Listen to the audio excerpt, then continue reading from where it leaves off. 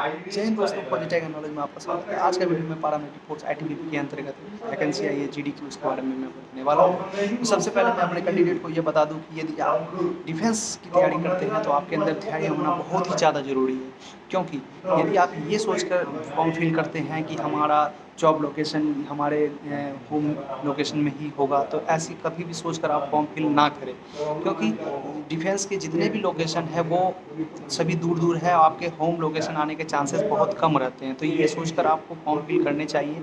और यदि आप इसके लिए तैयारी कर रहे हैं तो एकाग्रता आपके अंदर होना चाहिए और आपको हिम्मत नहीं हारनी है। किसी भी प्रकार की यदि आप तैयारी कर रहे हैं फिजिकल को लेकर, रिटर्न को लेकर, आपको हिम्मत नहीं हारना है और इसकी तैयारी आपको अच्छे से करना है मन लगाकर।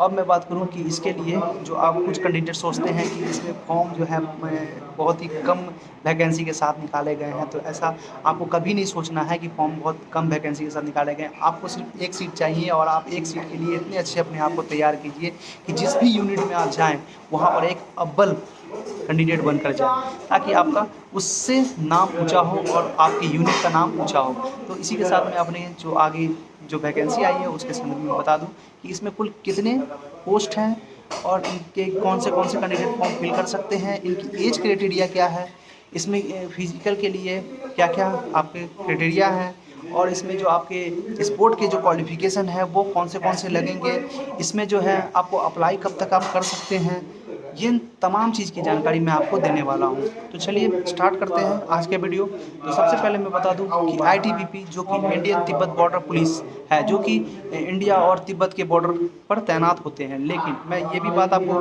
बता दूँ कि जितने भी पैरामिलिट्री फोर्स हैं वो ऑल इंडिया पर डिप्लॉयमेंट है उनकी, जो कि किसी भी इंडिया के किसी भी क्षेत्र में उनसे ड्यूटी ली जा सकती है और ली जाती है।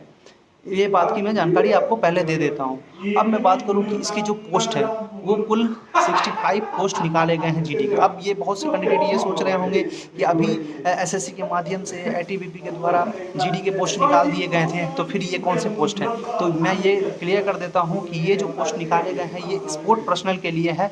अभी रिसेंटली एक बीएसएफ के द्वारा भी स्पोर्ट में निकाला गया था। ये बहुत ही अच्छा मौका है स्पोर्ट कैंडिडेट के लिए। ये अपनी स्पोर्ट की दक्षता को दिखाकर आगे बढ़ सकते हैं और देश का नाम रोशन कर सकते हैं, और यदि फौज में जाने का इनका जज्बा है तो वो भी पूरा कर सकते हैं। तो अब मैं बात करूं कि इसमें कौन से कैंडिडेट फॉर्म फिल कर सकते हैं।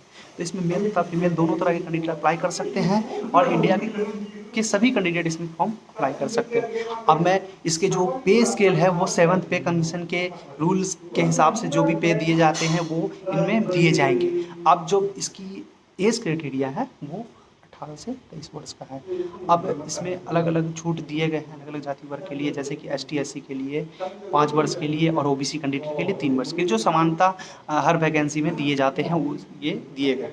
अब स्पोर्ट क्वालिफिकेशन का बात करूँ मैं इसमें, तो इसमें वो कैंडिडेट फॉर्म अप्लाई कर सकते हैं जो नेशनल तथा इंटरनेशनल गेम में प्रतिभागी हैं या रह चुके हैं। अब इसमें कौन से जो स्पोर्ट खेले हुए हैं उनको प्राथमिकता दिए जाएंगे और स्पोर्ट किसके आधार पर ही आपका नंबर जो है मेरिट लिस्ट बनाया जाएगा।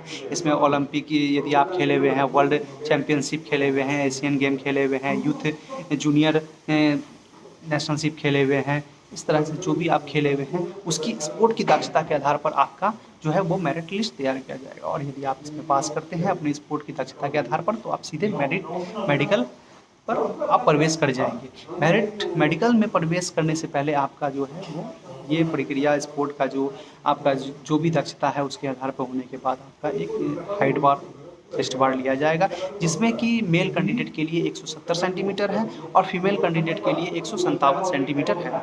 और चेस्ट की मैं बात करूं तो मेल कैंडिडेट के लिए 80 सेंटीमीटर होना चाहिए और फुलाकर 85 होना चाहिए। अब मैं इसकी जो है फॉर्म अप्लाई का मैं बात करूं तो फॉर्म अप्लाई के लिए आपके पास जो है पर्याप्त समय है, जो कि 2/9/2021 तक जो भी कैंडिडेट है वो फॉर्म भर सकते हैं। और कौन से गेम से ये रिलेटेड ये वैकेंसी आई है, जैसे रेसलिंग हो गए और जो भी है मैं यहाँ पे आगे में डाल चुका हूँ, आप देख सकते हैं इसमें सीरियल वाइज।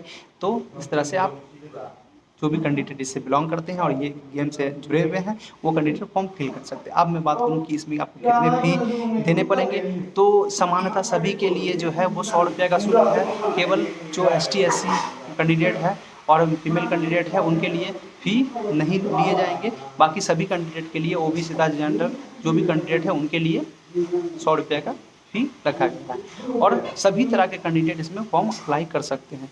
अप्लाई के लिए भी काफ़ी पर्याप्त समय दिए गए हैं जो कि 2/9/2021 तक का समय है, जो कि आपके पास पर्याप्त समय है। यदि आप स्पोर्ट की दक्षता के आधार पर देश की सेवा करना चाहते हैं और ज्वाइन होना चाहते हैं तो ये आप ज्वाइन कर सकते हैं। इसी तरह फौज से जुड़ी जानकारी मैं आपके लिए लेके आता रहता हूँ। प्लीज़ मेरे वीडियो को सब्सक्राइब करें, लाइक करें। जय हिंद, जय भारत।